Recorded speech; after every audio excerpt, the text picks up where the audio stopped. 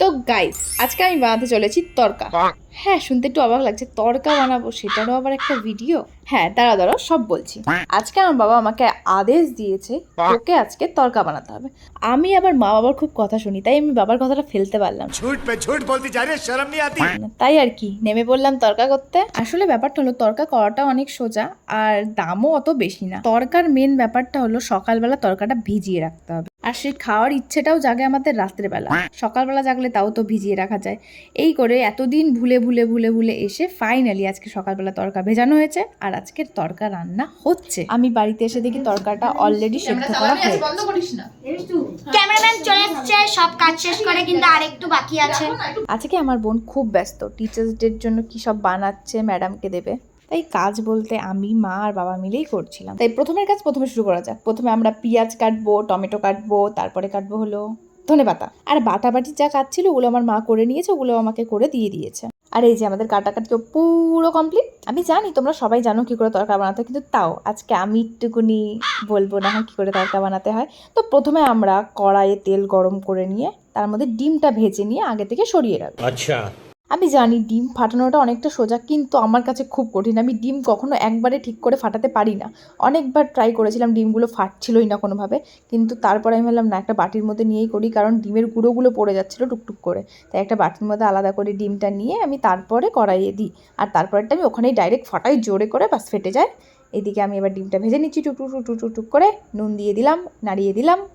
এবার আমার বাবা এসছে আমাকে ইন্ট্রোডাকশন দিতে। যেহেতু আমার বাবা রান্নার ওদিকে আছে, তাই আমি দেখতে আসলাম আমার বোন কী করছে এক্স্যাক্টলি। এই যে বসে বসে এগুলো বানাচ্ছে।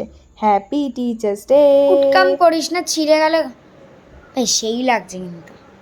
ইয়ার কি না ঝাপসে হয়ে গেছে না, এটাও ভালো লাগছে। তুই রাখ এবার।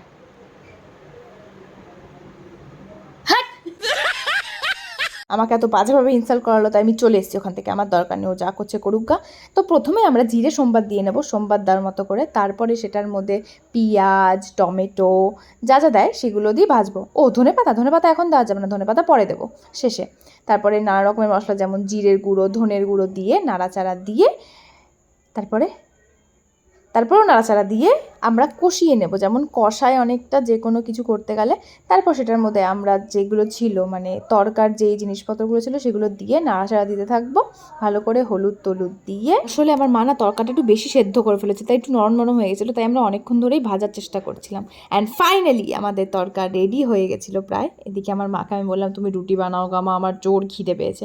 তাই মা রুটি বানাচ্ছিল, আর আমি এর জন্য সন্ধ্যেবেলা কিছু খেয়েও আসিনি। জানি বাড়িতে রাতে তড়কা হবে। আমি মাকে বলে রেখেছি মা আমি 4টে রুটি খাবো আজকে। মা তো অবাক শুনে, আমি 4টে রুটি খাবো যেখানে 2টো খাই। তো ঠিক আছে, ফাইনালি আমাদের রুটিও হয়ে গেছে। এবার আমার থালায় চলে এসছে আমার রুটি। এই যে আমার মা শশা ছাড়াচ্ছে, পেঁয়াজ আনতে ভুলে গেছি আমরা। আমাদের ফ্যামিলির সবার হাতের রান্নাই খুব ভালো। আমার বাবার হাতের রান্নাও খুব ভালো, আমার কাকার হাতের রান্নাও খুব ভালো, এমনকি আমার দাদুর হাতের রান্নাও খুব ভালো ছিল। যদিও বা এখন তিনি আমাদের মধ্যে নেই, কিন্তু খুব মিস করি দাদু তোমার হাতের রান্না। সত্যি হেভি হেভি অসাম করতে একদম রান্না। সত্যি আমিও চেষ্টা করবো আমার দাদুর মতো হাতের রান্না করতে, কারণ সবাই বলতে আমার দাদুর হাতের রান্না খুব ভালো। এবার তুই বল খেয়ে আমার হাতের রান্নাটা কেমন হয়েছে। সেই করেছিস দিদি। বাবাও বল। আমি আবার খুব ভালো মেয়ে, একা পুরো ক্রেডিটটা নিয়ে নিই, বাবাকেও দিয়েছি, কারণ আমার বাবাও হাতে হাতে আমাকে হেল্প করেছে অনেক। থ্যাংক ইউ বাবা। ঠিক আছে, আজকের মতো টাটা, দেখা হচ্ছে পরের ভিডিওতে।